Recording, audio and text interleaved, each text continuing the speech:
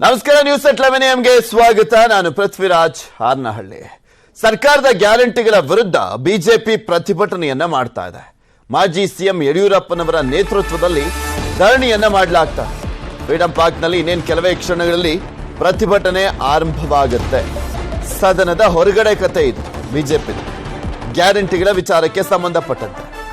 ವಿಪಕ್ಷ ನಾಯಕ ಇಲ್ಲದೆ ಗ್ಯಾರಂಟಿಗಳ ವಿರುದ್ಧವಾಗಿ ಸದನದ ಒಳಗಡೆ ಬಿಜೆಪಿ ಶಾಸಕರು ಆಕ್ರೋಶವನ್ನು ವ್ಯಕ್ತಪಡಿಸಲಿದ್ದಾರೆ. ಸದನದ ಒಳಗಡೆ ಬಿಜೆಪಿ ಶಾಸಕರಿಂದ ಧರಣಿಯನ್ನ ಮಾಡಲಾಗುತ್ತೆ. ಹೊರಗಡೆ ಯಡಿಯೂರಪ್ಪನವರ ನೇತೃತ್ವ ಇದೆ. ಯಡಿಯೂರಪ್ಪನವರು, ಈಶ್ವರಪ್ಪನವರು, ಸದಾನಂದ ಗೌಡರು, ಗೋವಿಂದ ಕಾರಜೋಳ ಇವರೆಲ್ಲರೂ ಕೂಡ ಸೇರ್ಕೊಳ್ತಾರೆ. ಕೆಪಿಸಿಸಿ ಅಧ್ಯಕ್ಷ ಉಪಮುಖ್ಯಮಂತ್ರಿಗಳಾಗಿರುವಂತಹ ಡಿ.ಕೆ. ಶಿವಕುಮಾರ್ ಮಾತನಾಡ್ತಿದ್ದಾರೆ. ನೋಡೋಣ. ತಗೊಳ್ಳಿ ಅವ್ರ ಪಾಪ ಯಾಕೆ ಗಾಬರಿ ಯಾಕೆ ಮಾಡ್ಕೊಳ್ತಾ ಇದ್ದಾರೆ? ಯಾರಿಗೆ ಏನೇನು ರೆಸ್ಟ್ ಕೊಟ್ಟಿದ್ದಾರೆ ರೆಸ್ಟ್ ತಗೊಳ್ಳಿ. ನಮಗೆ ಜನ ಆಡಳಿತ ಮಾಡಕ್ ಕೊಟ್ಟಿದ್ದಾರೆ, ಜನ ಆಡಳಿತ ನಾವು ಮಾಡ್ತೀವಿ. ಸರ್, ನಿಮ್ಮ ಹಳೆಯ ಸ್ನೇಹಿತರು ಕುಮಾರಸ್ವಾಮಿ ಅವರು ಸರ್ಕಾರದ ವಿರುದ್ಧ ಮಾಡಿರುವಂತಹ ಆರೋಪದ ಬಗ್ಗೆ ತಮ್ಮ ಪ್ರತಿಕ್ರಿಯೆ? ಸಿಎಂ ಕಚೇರಿಯಲ್ಲಿ 30 ಲಕ್ಷ ಯಾವ ಲಂಚನೂ ಇಲ್ಲ, ಯಾವುದು ಇಲ್ಲ. ಏನಾದ್ರು ದಾಖಲೆ ಇದ್ರೆ ಬೇಕಾದ್ರೆ ಅವ್ರು ಕೊಡ್ಲಿ.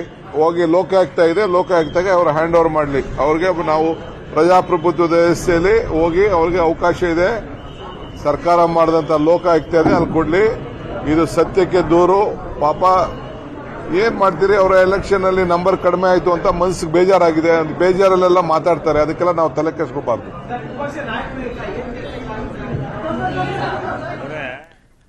ಡಿ.ಕೆ. ಶಿವಕುಮಾರ್ ಅವರು ಮಾತನ್ನ ನೋಡ್ತಾ ಇದ್ರಲ್ಲ, ಪಾಪ ಬೇಜಾರಾಗಿದೆ, ನಂಬರ್ ಕಡಿಮೆ ಆಗಿದೆ, ಅದಕ್ಕೆ ಮಾತಾಡ್ತಿದ್ದಾರೆ. ಬೇಕಾದ್ರೆ ಲೋಕಾಯುಕ್ತಕ್ಕೆ ದಾಖಲೆ ಕೊಡ್ಲಿ ಅಥವಾ ಯಾರಿಗಾದ್ರೂ ಹೋಗಿ ದಾಖಲೆ ಕೊಡ್ಲಿ ಅಂತ ಹೇಳ್ತಾರೆ. ಇವ್ರೇನ್ ದಾಖಲೆ ಇಟ್ಕೊಂಡೆ ಪ್ರತಿಭಟನೆ ಮಾಡಿದ್ರೇನಪ್ಪ?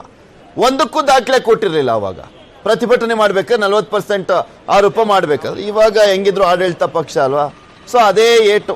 ಅಂದ್ರೆ ಬಿಜೆಪಿಯವರು ಇದ್ದಾಗ ಏನ್ ಮಾಡ್ತಿದ್ರು, ಇವರು ಅದನ್ನೇ ಮಾಡ್ತಿದ್ದಾರೆ ಅಷ್ಟೇ. ಇವತ್ತು ಒಂದ್ ಕಡೆ ಬಿಜೆಪಿಯವರು ಪ್ರತಿಭಟನೆಯನ್ನ ಮಾಡ್ತಾ ಇದ್ದಾರೆ. ಎರಡೂ ಸದನಗಳಲ್ಲೂ ಕಾಂಗ್ರೆಸ್ ವಿರುದ್ಧ ಹೋರಾಟವನ್ನ ಮಾಡ್ತೇವೆ ನಾವು. ಫ್ರೀಡಂ ಪಾರ್ಕ್ನಲ್ಲಿ BSY ನೇತೃತ್ವದಲ್ಲಿ ಧರಣಿ ನಡೆಯುತ್ತೆ. ವಿರೋಧ ಪಕ್ಷದ ನಾಯಕರ ಆಯ್ಕೆ ಕುರಿತಂತೆ ಇವತ್ತು ವೀಕ್ಷಕರು ಆಗಮಿಸ್ತಾರೆ. ಎಲ್ಲಾ ಶಾಸಕರ ಅಭಿಪ್ರಾಯ ಸಂಗ್ರಹ ಮಾಡಿ 2-3 ದಿನಗಳಲ್ಲಿ ವಿಪಕ್ಷ ನಾಯಕನ ಆಯ್ಕೆ ಮಾಡ್ತಾರೆ ಅಂತ ಶಶಿಲ್ ನಮೋಶಿ ಹೇಳಿದ್ದಾರೆ. ಇವತ್ತು ಭಾರತೀಯ ಜನತಾ ಪಕ್ಷದ ವತಿಯಿಂದ ಸದನದ ಒಳಗಡೆ ಮತ್ತು ಹೊರಗಡೆ, ಸದನದ ಹೊರಗಡೆ ಮಾನ್ಯ BS ಯಡಿಯೂರಪ್ಪನವರ ನೇತೃತ್ವದಲ್ಲಿ ಮಾನ್ಯ ಕಟೀಲ್ಜಿ ಅವರು ಇರ್ತಾರೆ, ಸದಾನಂದ ಗೌಡರು ಇರ್ತಾರೆ, ಪಕ್ಷದ ಉಳಿದೆಲ್ಲ ಮುಖಂಡರು ಅಲ್ಲಿ ಹೋರಾಟವನ್ನ ಮಾಡ್ತಾ ಇದ್ದಾರೆ.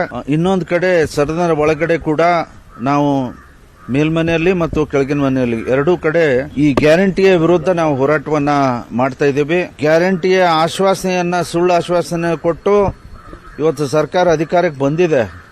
ಆದ್ರೆ ಈ ಎಲ್ಲ ಉಳಿದಂತ ಕಂಡೀಷನ್ಗಳನ್ನ ಈಗ ಹಾಕ್ತಾ ಇದ್ದಾರೆ. ನಮ್ಮ ಒಂದು ಹೋರಾಟ, ನಮ್ಮವನ್ನ ಇದರ ನಿಲುವನ್ನ ನಾವು ಇವತ್ತು ಒಳಗಡೆ ಮತ್ತು ಹೊರಗಡೆ ಮಾಡೋರಿದ್ದೇವೆ. ಇವತ್ತು ಇನ್ನೊಂದು ಕಡೆ ಪಕ್ಷದ ವಿರೋಧ ಪಕ್ಷದ ನಾಯಕರು ಎರಡೂ ಮನೆಯಲ್ಲಿ ಈಗಾಗಲೇ ಕೇಂದ್ರದ ವರಿಷ್ಠರು ಬರೋರಿದ್ದಾರೆ.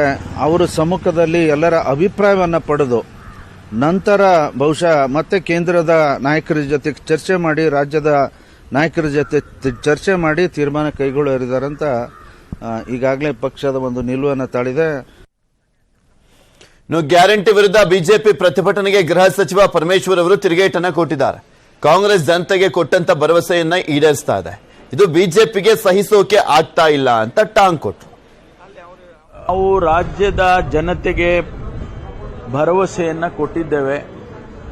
ನಾವೇನು ಪ್ರಣಾಳಿಕೆಯಲ್ಲಿ ಹೇಳಿದ್ದೋ 5 ಭರವಸೆಗಳನ್ನು ಗ್ಯಾರಂಟಿ ರೂಪದಲ್ಲಿ ಕೊಟ್ಟಿದ್ದೋ ಅವುಗಳನ್ನು ಅನುಷ್ಠಾನ ಮಾಡ್ತೀವಿ ಅಂತ ಹೇಳಿದ್ದೇವೆ. ಈಗಾಗಲೇ ಒಂದನ್ನು ಅನುಷ್ಠಾನ ಮಾಡಿ ಅದರ ಫಲವನ್ನು ಪಡೀತಾ ಇದ್ದಾರೆ ಮಹಿಳೆಯರು. ಇಡೀ ರಾಜ್ಯಾದ್ಯಂತ ಒಂದು ಒಳ್ಳೆಯ ಪ್ರತಿಕ್ರಿಯೆ ಬರ್ತಾ ಇದೆ. 2 ಭರವಸೆಗಳನ್ನು, ಗ್ಯಾರಂಟಿಗಳನ್ನು ಏನು ನಾವು ಪ್ರೊಸೀಜರ್ಸ್ ಫಾಲೋ ಮಾಡಬೇಕು ಅದನ್ನು ಮಾಡ್ತೇವೆ. 5 ಗ್ಯಾರಂಟಿಗಳನ್ನು ಕೂಡ ಖಂಡಿತವಾಗಿ ಮಾಡ್ತೇವೆ. ಬಹುಶಃ ಭಾರತೀಯ ಜನತಾ ಪಾರ್ಟಿ ಅವರಿಗೆ ಏನಾಗಿದೆ ಅಂದರೆ ಜನರ ಪ್ರತಿಕ್ರಿಯೆಯನ್ನು ನೋಡಿ ಅವರು ಗಾಬರಿಯಾಗಿದ್ದಾರೆ. ಯಾಕೆಂದರೆ ಮುಂದಿನ 24ರ ಚುನಾವಣೆಗೂ ಕೂಡ ಈ ಗ್ಯಾರಂಟಿಯ ಫಲ ಕಾಂಗ್ರೆಸ್ಗೆ ಹೆಚ್ಚು ಸಿಗ್ತದೆ ಅಂತೇಳಿ ಅವ್ರು ಈಗಾಗಲೇ ಗೊತ್ತಾಗಿದೆ. ಅದಕ್ಕಾಗಿ ಇಂಥದ್ದೆಲ್ಲ ಮಾಡ್ತಿದ್ದಾರೆ. ನಾವು ರಾಜ್ಯದ ಜನತೆಗೆ ಇನ್ನೇನು ಕೆಲವೇ ಕ್ಷಣಗಳಲ್ಲಿ ಪ್ರತಿಭಟನೆ ಶುರುವಾಗುತ್ತೆ. ಯಡಿಯೂರಪ್ಪನವ್ರು ಮಾತಾಡ್ತಿದ್ದಾರೆ, ನೋಡೋಣ. ಸತ್ಯಾಗ್ರಹವನ್ನೇನು ಮಾಡ್ತಾ ಇದ್ದೇವೆ ಫ್ರೀಡಂ ಪಾರ್ಕಲ್ಲಿ, ಅದರ ಉದ್ದೇಶ ಅವರೇನೋ ಭರವಸೆಯನ್ನು ಕೊಟ್ಟಿದ್ರು ಆ ಭರವಸೆಗಳನ್ನು ಯಾವುದೇ ಕಂಡೀಷನ್ ಇಲ್ಲದೇನೆ ತಕ್ಷಣ ಅದು ಕಾರ್ಯರೂಪಕ್ಕೆ ತರಬೇಕು. ಅದೇ ರೀತಿ ಮಹಿಳಾ ಸ್ವಸಹಾಯ ಸಂಘಗಳಲ್ಲಿ ಪಡೆದ ಸಾಲ ಮನ್ನಾ ಮಾಡ್ತೇವೆ ಅಂತ ಹೇಳಿದ್ರು, ಅದನ್ನು ಮಾಡಬೇಕು. ಗೋಹತ್ಯೆ ನಿಷೇಧ ಕಾಯ್ದೆ ರದ್ದು, ಆ ಬಗ್ಗೆನೂ ಯಾವುದೇ ಬದಲಾವಣೆ ಮಾಡೋಕ್ಕೂಡದು. ಮತಾಂತರ ಕಾಯ್ದೆ ರದ್ದು, ಅದು ಸಹ ನಾವು ಬದಲಾವಣೆ ಮಾಡೋಕ್ಕೂಡದು. ಈ ವಿಷಯಗಳನ್ನ ಇಟ್ಕೊಂಡು ಯಾವ ಶಿವಕುಮಾರ್ ಮತ್ತು ಸಿದ್ದರಾಮಯ್ಯನವರು ಸಹಿ ಮಾಡಿ ಗ್ಯಾರಂಟಿಗಳನ್ನು ಕೊಟ್ಟಿದ್ರು, ಅದನ್ನು ಕಾರ್ಯರೂಪಕ್ಕೆ ತರಬೇಕು ಅನ್ನೋದು ಒಂದೇ ಒಂದು ಉದ್ದೇಶದಿಂದ ಇವತ್ತು ಧರಣಿ ಸತ್ಯಾಗ್ರಹವನ್ನು ಫ್ರೀಡಂ ಪಾರ್ಕಲ್ಲಿ ಮಾಡ್ತಾ ಇದ್ದೇವೆ. ನನಗನ್ಸುತ್ತೆ ಈಗಲಾದರೂ ಸರ್ಕಾರ ಎಚ್ಚೆತ್ತು ಅವ್ರು ಕೊಟ್ಟಂಥ ಭರವಸೆಗಳನ್ನು ಈಡೇರಿಸೋದ್ರ ಬಗ್ಗೆ ಕಾರ್ಯರೂಪಕ್ಕೆ ತರಬೇಕು. ಮತ್ತು ಇದೇ ರೀತಿ ತಡವಾಗಿ ಮುಂದುವರಿಸಿದ್ರೆ ಮುಂದೆ ಯಾವ ರೀತಿ ಹೋರಾಟ ಮಾಡಬೇಕು ರಾಜ್ಯಾದ್ಯಂತ, ಅದರ ಬಗ್ಗೆನೂ ನಾವು ಯೋಚನೆಯನ್ನು ಮಾಡ್ತಾ ಇದ್ದೀವಿ. ಸದ್ಯಕ್ಕೆ ಇವತ್ತು ಫ್ರೀಡಂ ಪಾರ್ಕಲ್ಲಿ ನಮ್ಮ ಸತ್ಯ ಇವತ್ತು ಒಂದೇ ದಿನ ಸಾಯಂಕಾಲ 5 ಗಂಟೆವರೆಗೂ ಇವತ್ತೊಂದಿನ ಮಾಡ್ತೀವಿ. ಸರ್ಕಾರ ಏನು ಮಾಡುತ್ತೆ ನೋಡಿಕೊಂಡು ಮುಂದೆ ಹೋರಾಟ ಹೇಗಿರಬೇಕು ಅಂತ ತೀರ್ಮಾನ ಮಾಡಿ. ಪ್ರತಿಪಕ್ಷ ನಾಯಕನ ಆಯ್ಕೆ ಸಂಬಂಧಪಟ್ಟಂತೆ ವಿಳಂಬ ಇವತ್ತು ಸಾಯಂಕಾಲ ಅವರೆಲ್ಲರ ನಾಯಕರು ಬರ್ತಾ ಇದ್ದಾರೆ. ನಮ್ಮ ಶಾಸಕರ ಅಭಿಪ್ರಾಯ ಪಡೆದು ಇವತ್ತು ನಾಳೆನಲ್ಲಿ ತೀರ್ಮಾನ ಮಾಡ್ತಾರೆ. ಕುಮಾರಸ್ವಾಮಿ ಅವರನ್ನು ಆರೋಪ ಮಾಡ್ತಾ ಇದ್ದಾರೆ, ಗಮನಕ್ಕಿದೆ. ಅದ್ರ ಬಗ್ಗೆ ತಮ್ಮ ಅಭಿಪ್ರಾಯ ಏನು? ಕುಮಾರಸ್ವಾಮಿ ಅವರು ಏನು ಆರೋಪ ಮಾಡ್ತಿದ್ದಾರೆ ಅದಕ್ಕೆ ಸಂಪೂರ್ಣ ನಮ್ಮ ಸಹಮತ ಇದೆ. ಅವರು ಬಹಳ ಜವಾಬ್ದಾರಿಯನ್ನು ಇಟ್ಕೊಂಡು ಮಾತಾಡ್ತಾ ಇದ್ದಾರೆ. ಕುಮಾರಸ್ವಾಮಿ ಅವ್ರನ್ನು ಹೋರಾಟದಲ್ಲಿ ವಿಶ್ವಾಸ ತಗೊಳ್ತೇವೆ, ಅವರು ಸಹ ಸಹಕಾರ ಕೊಡಬೇಕು. ಅವರೇನು ಹೋರಾಟವನ್ನು ಮಾಡ್ತಾ ಇದ್ದಾರೆ ಅದಕ್ಕೆ ನಮ್ಮ ಸಂಪೂರ್ಣ ಬೆಂಬಲ ಕುಮಾರಸ್ವಾಮಿ ಅವರಿಗಿದೆ. ಧನ್ಯವಾದ, ನಮಸ್ಕಾರ. ಯಡಿಯೂರಪ್ಪನವರ ಮಾತುಗಳನ್ನ ಕೇಳಿಸ್ಕೊಂಡ್ರೆ ಪ್ರತಿಭಟನೆಯ ವಿಚಾರಕ್ಕೆ ಸಂಬಂಧಪಟ್ಟಂತೆ ಮಾತನಾಡ್ತಾ ಇದ್ರು. ಇನ್ನು ಕುತೂಹಲಕ್ಕೆ ಎಡೆ ಮಾಡಿಕೊಟ್ಟಿದ್ದು ಅಂದ್ರೆ ಕುಮಾರಸ್ವಾಮಿ ಅವರಿಗೆ ಸಂಪೂರ್ಣ ಬೆಂಬಲ, ಅವರ ಹೋರಾಟಕ್ಕೆ ನಮ್ಮ ಸಪೋರ್ಟ್ ಇರುತ್ತೆ ಅಂತ ಹೇಳ್ತಾ ಇದ್ದಾರೆ. ವಿರೋಧ ಪಕ್ಷಗಳು ಒಟ್ಟಾಗಿ ಹೋರಾಟ ಮಾಡ್ತೀವಿ ಕಾಂಗ್ರೆಸ್ ವಿರುದ್ಧ ಅನ್ನುವಂತ ಒಂದು ಸ್ಪಷ್ಟ ಸಂದೇಶವನ್ನ ಯಡಿಯೂರಪ್ಪನವರು ಪಾಸ್ ಮಾಡ್ತಾ ಇದ್ದಾರೆ. ಇದ್ರ ಬಗ್ಗೆ ಇನ್ನಷ್ಟು ಮಾಹಿತಿಯನ್ನು ನೀಡ್ತಾ ಹೋಗ್ತಾರೆ. ನಮ್ಮ ಇಬ್ಬರು ಪ್ರತಿನಿಧಿಗಳು ನೇರ ಸಂಪರ್ಕದಲ್ಲಿ ಜಾಯಿನ್ ಆಗ್ತಾ ಇದ್ದಾರೆ. ಬಿಜೆಪಿಯ ಪ್ರತಿಭಟನೆ ಬಗ್ಗೆ ಮಾಹಿತಿಯನ್ನು ಕೊಡ್ತಾರೆ ನಮ್ಮ ಪ್ರತಿನಿಧಿ ಕೃಷ್ಣ. ಇನ್ನ ಇವತ್ತು ಅಧಿವೇಶನದಲ್ಲಿ ಯಾವ ರೀತಿಯಾಗಿ ಸದನದಲ್ಲಿ ಕದನ ಏರ್ಪಡಬಹುದು ಅನ್ನುವಂಥದ್ರ ಬಗ್ಗೆ ಮಾಹಿತಿಯನ್ನ ನೀಡ್ತಾರೆ ನಮ್ಮ ಪ್ರತಿನಿಧಿ ಹೆಬ್ಬಾಕ ತಿಮ್ಮೇಗೌಡ ನೇರ ಸಂಪರ್ಕದಲ್ಲಿದ್ದಾರೆ. ಕೃಷ್ಣ, ಇನ್ನೇನು ಕೆಲವೇ ಕ್ಷಣಗಳಲ್ಲಿ ಯಡಿಯೂರಪ್ಪನವರು ಬರ್ತಾರೆ ಆ ಪ್ರತಿಭಟನಾ ಸ್ಥಳಕ್ಕೆ. ಯಾವ ರೀತಿಯಾಗಿ ಸಿದ್ಧತೆ ವ್ಯವಸ್ಥೆಯನ್ನ ಮಾಡಿಕೊಳ್ಳಲಾಗಿದೆ, ಕಾರ್ಯಕರ್ತರು ಬಂದು ಸೇರಿದ್ದಾರೆ, ಭದ್ರತೆಯನ್ನ ಮಾಡಿಕೊಳ್ಳಲಾಗಿದೆ.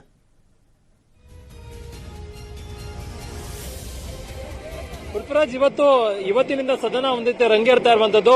ಇವತ್ತಿನಿಂದನೇ ಬಿಜೆಪಿ ಕಾಂಗ್ರೆಸ್ ವಿರುದ್ಧ ಪ್ರತಿಭಟನೆಗೆ ಸಜ್ಜಾಗಿರುವಂತದ್ದು. ನಾವೀಗ ಫ್ರೀಡಂ ಪಾರ್ಕ್ ನ ಮುಂಭಾಗದಲ್ಲಿದ್ದೇವೆ ಪೃಥ್ವಿರಾಜ್. ನಾವೀಗ ಕಾಣಬಹುದಾಗಿದೆ, ಪ್ರಮುಖವಾಗಿ ಎಲ್ಲ ಕೂಡ ಈ ಹಿಂದೆ ಸರ್ಕಾರದಲ್ಲಿ ಶಾಸಕರಾದಂತವರು, ಸಚಿವರಾದಂತವರು ಈಗ ಸೋತಿದ್ದಾರೆ.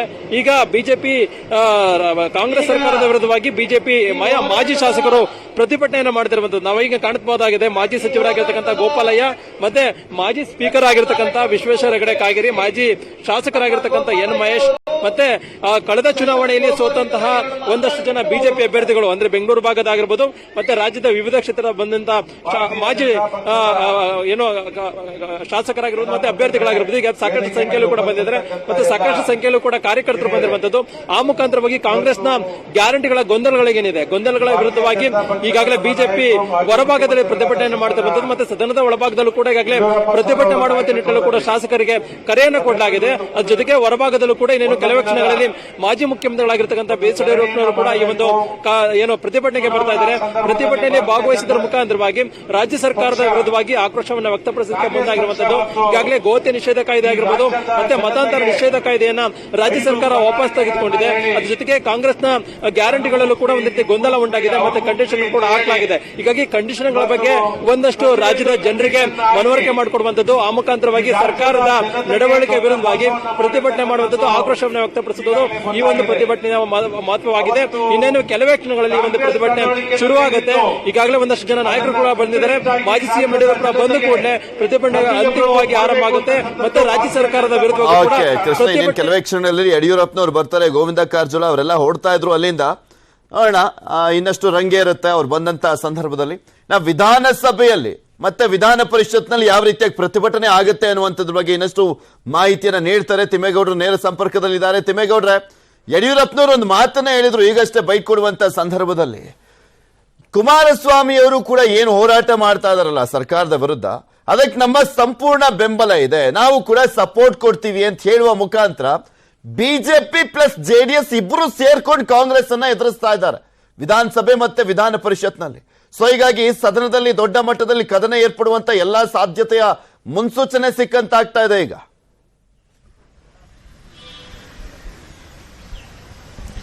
ಕೇವಲ ಏನು ಇದಷ್ಟೇ ಅಲ್ಲ ಪೃಥ್ವಿರಾಜ್, ಕೋಲಾಹಲಕ್ಕೂ ಕೂಡ ಇದು ಕಾರಣವಾಗಬಹುದು ಇವತ್ತಿನ ಒಂದು ಉಭಯ ಮಂಡಲ ಅಧಿವೇಶನ. ಯಾಕಂತ ಹೇಳಿದ್ರೆ ಎರಡೂ ಸದನಗಳಲ್ಲೂ ಕೂಡ ಇವತ್ತು ಕಾಂಗ್ರೆಸ್ ಗ್ಯಾರಂಟಿಗಳ ವಿರುದ್ಧ ಹೋರಾಟ ಮಾಡೋದಕ್ಕೆ ಬಿಜೆಪಿ ಈಗಾಗಲೇ ನಿಲುವಳಿ ಸೂಚನೆಯನ್ನ ಮಂಡಿಸಿರ್ತಕ್ಕಂಥದ್ದು.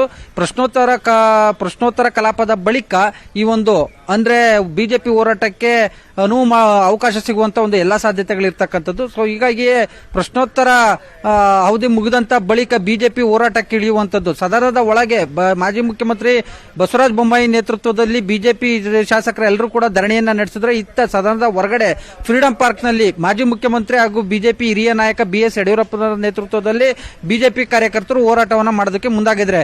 ಈ ಸಂಬಂಧವಾಗಿ ಈಗಷ್ಟೇ ಮಾತನಾಡಿರುವಂತಹ ಮಾಜಿ ಮುಖ್ಯಮಂತ್ರಿ ಬಿಜೆಪಿ ನಾಯಕ ಯಡಿಯೂರಪ್ಪನವರು ಅಂದ್ರೆ ಇವತ್ತು ನಾವು ಎರಡೂ ಸದನಗಳಲ್ಲೂ ಕೂಡ ಹೋರಾಟವನ್ನ ಮಾಡ್ತೀವಿ, ಬದಲಾಗಿ ಸದನದ ಒಳಗೆ ಮತ್ತೆ ಹೊರಗೆ ಹೋರಾಟವನ್ನ ಮಾಡ್ತೀವಿ.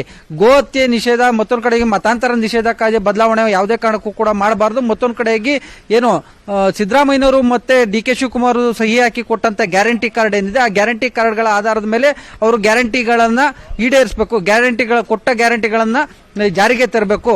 ಮತ್ತೊಂದು ಕಡೆಗೆ ಈ ಒಂದು ವಿಚಾರವಾಗಿ ಒಂದ್ ವೇಳೆ ಏನಾದ್ರೂ ತಡ ಮಾಡಿದ್ರೆ, ಮತ್ತೊಂದು ಕಡೆಗೆ ವಿಳಂಬ ಮಾಡಿದ್ರೆ, ಈಡೇರಿಸ್ತಾ ಇದ್ರೆ ರಾಜ್ಯಾದ್ಯಂತ ಹೋರಾಟವನ್ನು ಕೂಡ ಮಾಡಬೇಕಾಗುತ್ತೆ. ಈ ನಿಟ್ಟಿನಲ್ಲಿ ನಾವು ಚರ್ಚೆಯನ್ನು ಕೂಡ ಮಾಡ್ತಾ ಇದ್ದೀವಿ. ಇವತ್ತು ತಾತ್ಕಾಲಿಕವಾಗಿ ಇದೊಂದು ಅಂದ್ರೆ ಸಾಂಕೇತಿಕವಾಗಿ ನಾವು ಸದನದ ಒಳಗೆ ಮತ್ತೆ ಹೊರಗೆ ಧರಣಿಯನ್ನ ಮಾಡ್ತಾ ಇದೀವಿ. ಮುಂದಿನ ದಿನಗಳಲ್ಲಿ ಏನು ಇಡೀ ರಾಜ್ಯಾದ್ಯಂತ ಹೋರಾಟವನ್ನ ಮಾಡ್ತೀವಿ ಎನ್ನುವಂತ ಒಂದು ಎಚ್ಚರಿಕೆ ಕೂಡ ಕೊಟ್ಟಿರ್ತಕ್ಕಂಥದ್ದು.